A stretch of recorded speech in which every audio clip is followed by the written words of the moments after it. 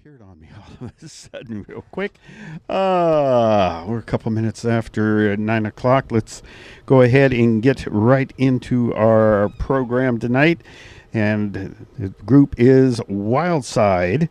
And they started out with 3 band members in 1964, originally known as the JDs. And kind of a humorous thing, you'd think, but apparently not. Juvenile delinquents is what it stood for. Their first agent changed their name to Rockin' Stompers. They hated that name and fired the agent. Band member Bill Holzclaw came up with the only name that the others didn't dislike and went with Wildside.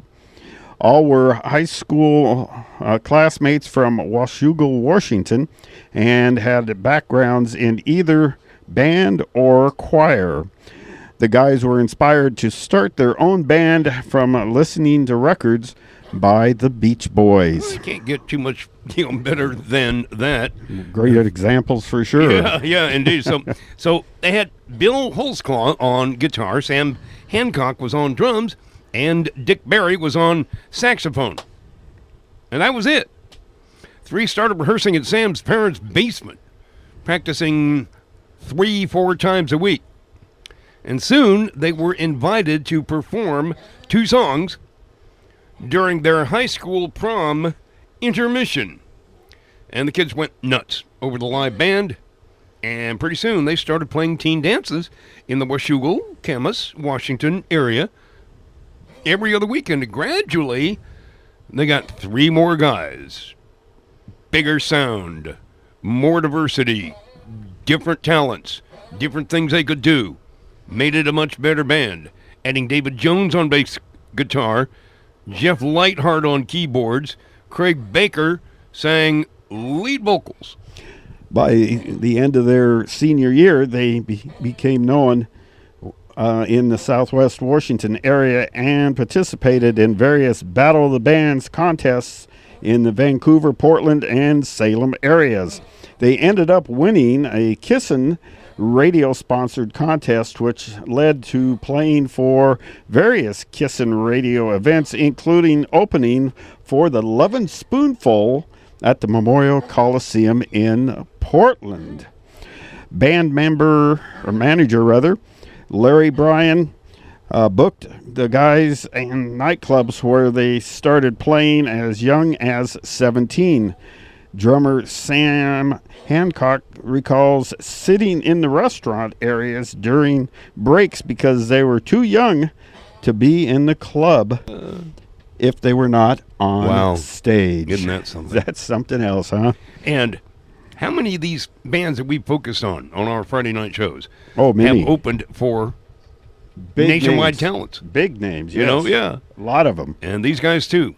The Wildside. So it was at the Longhorn, club in Portland where they met Gary Nealand, owner and operator of Garland Records in Salem. And soon after that, Mr. Nealand liked him. Started booking Wildside for gigs, had them record some songs in his basement studio in Salem in 1967 and again in 1968.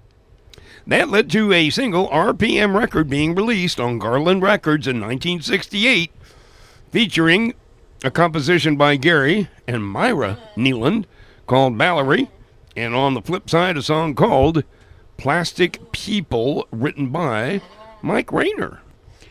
In 1968, during the Vietnam War, 2 band members, David Jones and Craig Baker, left the group to return to college in order to keep their draft exemptions.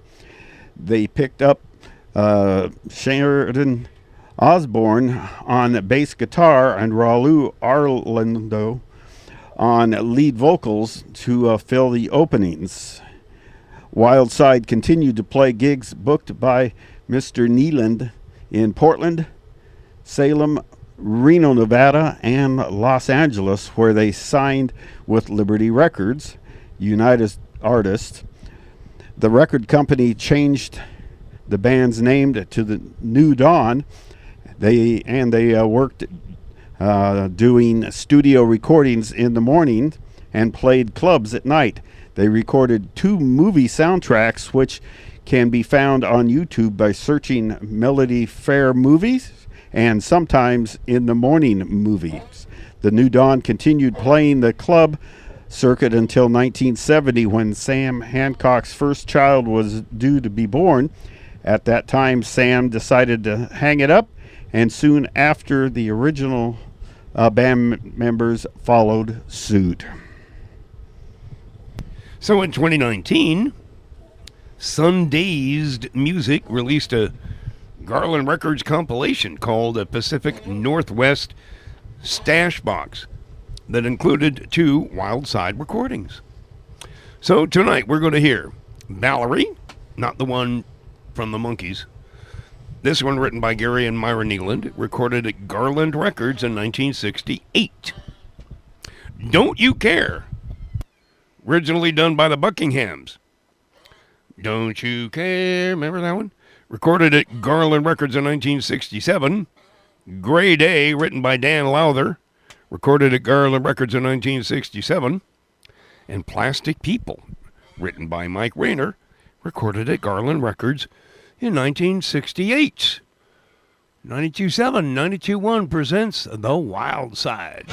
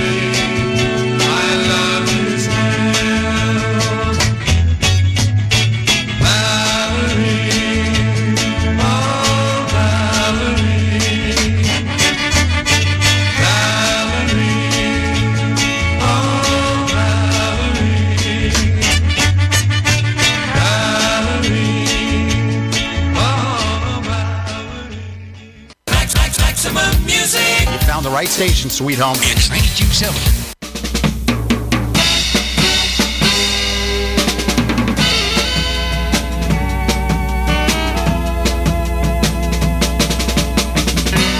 If you don't love me, why don't you tell me? Instead of running around with all the other guys in town, can't you see? You're hurting me, don't you care? Don't you care? If you don't want me, why don't you tell me? Instead of telling lies, you know you're making me cry, can't you see? You're hurting me, don't you care?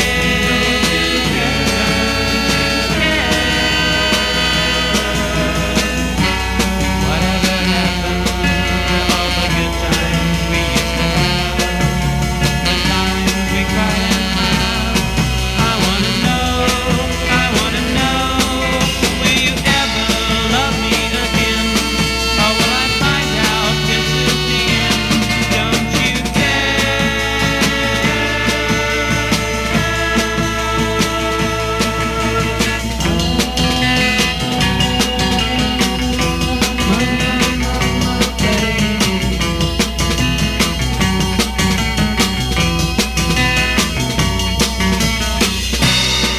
that you believe me? Why'd you ever leave me? I'm standing here all alone, without a girl of my own. Can't you see? You're hurting me. Don't you care? Don't you care? Don't you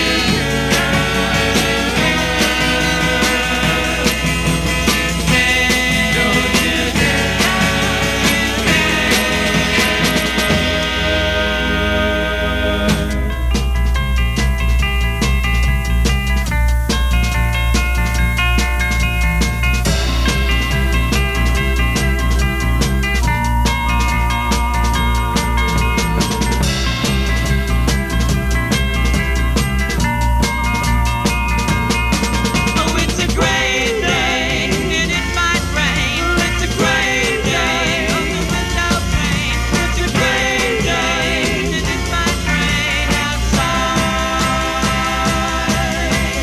Nobody seems to have given that girl much time. Great day, and it might rain. I wonder if it's 'cause she's new. Most likely it's not. Great day, and it might rain. She's just the kind of girl who doesn't need to be alone. Great day, and it might rain. She's made up her mind. Nobody's gonna drive her home. Great day, and it might rain. And it's a great day, and it might rain. It's a great day, without pain. It's a great day, and it might rain outside.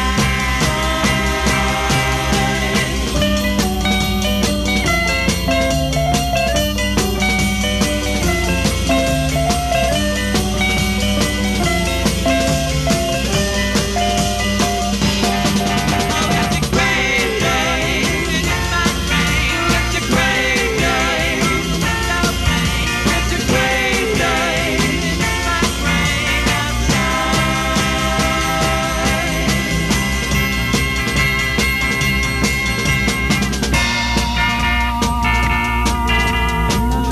I'm still showing always something smiles so sweet. Great day, and it might rain.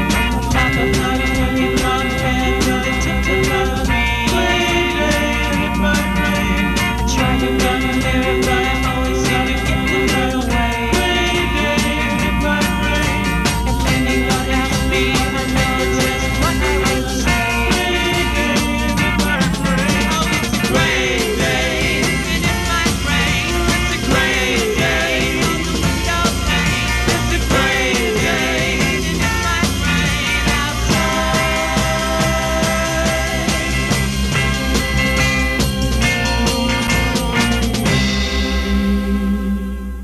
Classic hits, solid gold, rock and roll. 92.7 Sweet Home Radio.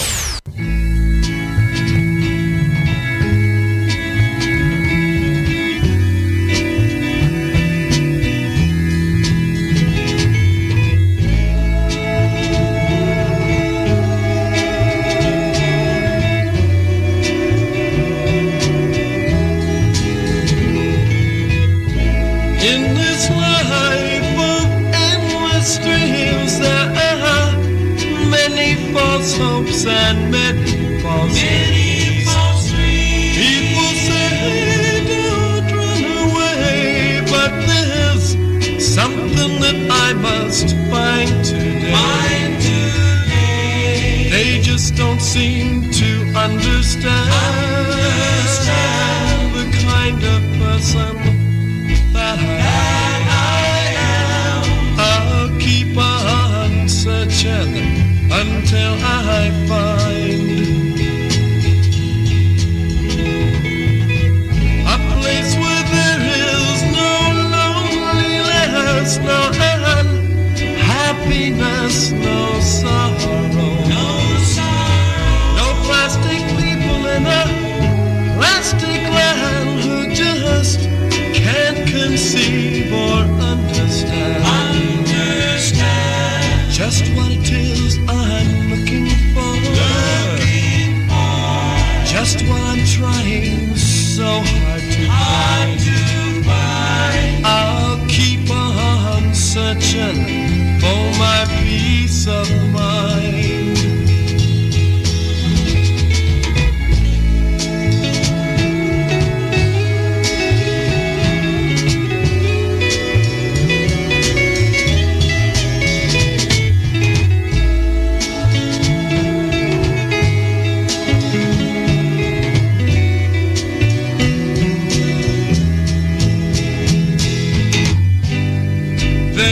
just don't seem to understand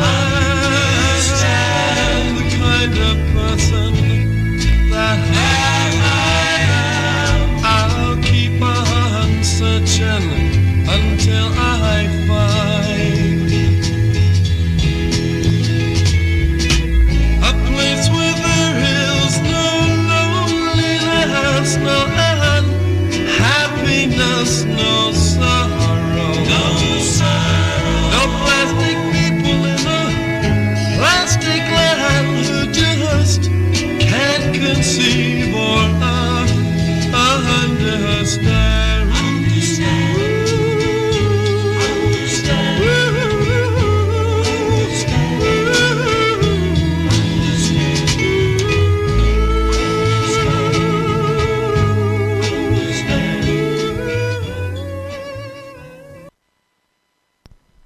All righty then. Oh, 92.7, 92.1. Well, That was the four Wild great, Side. The Wild Side. 4 great tunes there. And you know what? They all sounded good. Trying to pick which one we like. I think I'm going to go with the first one. Gary and Myra Nealon wrote it. Valerie, not the one that the Monkees did. But a really good stock 60s rock and vocal song. I got to Yeah, it was agree good. with you, Steve. I go with you on that as well. But they were all They were all good. good songs. And I you could- like them all. You could see why, they were booked to play a couple of songs at the intermission of the prom. How many Hollywood movies have that story in it? Somebody gets booked to play the intermission, because the big band, or, they're pushed in at the last minute because the big band member leader had a nosebleed or something, you know what I mean? And go on to fame and stardom. And they were booked to play the intermission of their high school prom, and everybody loved them. Mm-hmm. Why wouldn't they? They were very good.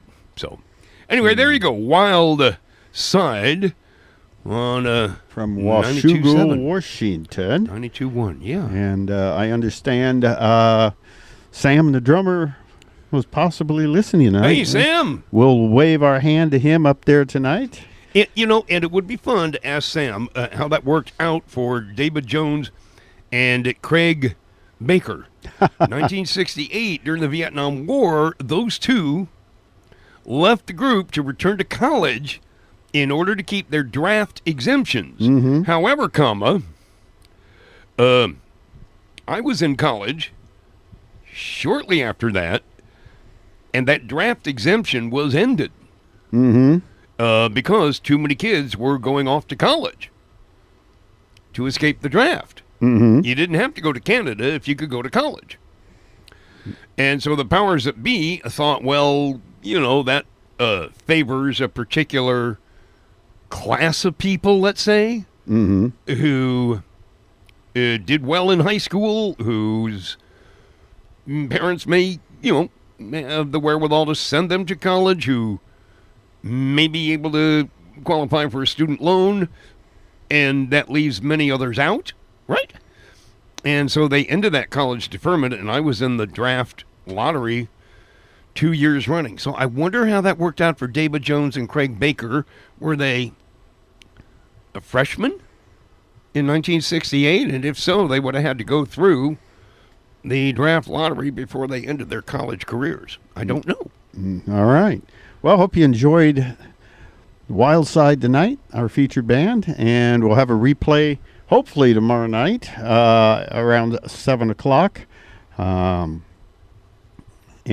anyway, we're going to get right back And that's to something, Don. what's that? Just one more thing. The drummer, Sam Hancock, left the group, and then the others decided, okay, it's been enough.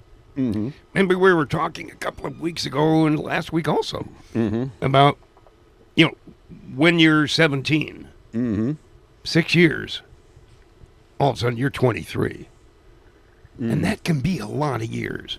You're 19. 6 years later, you're 25. And you might have a mortgage. You might have already gone through college. You might have been in the military 2-3 years. At that age, 6 years means a lot. Right. This group was formed in 1964. Mm-hmm. And then finally broke up in 1970. Yeah. The main impetus for it, maybe some other things too, but Mm-hmm. the main impetus for it was their drummer was about to have a child Mm-hmm. to be born in 1970. Right. And they said, all right, let's go do different things. You'll So be- we're playing these people here on Friday nights. We do. And in their adolescence, their most exuberant time of the life, Mm-hmm. some really great sounding stuff. Mm-hmm. The drummer's kid was born in 1970. Mm-hmm. Would be 52 years old now. Might be sitting around the radio with the grandkids Listening listening to Grandpa play drums. or maybe even listening to this program. Wouldn't or, that be something? or later. All right. We're going to get right back to some more great music. The request lines are now open.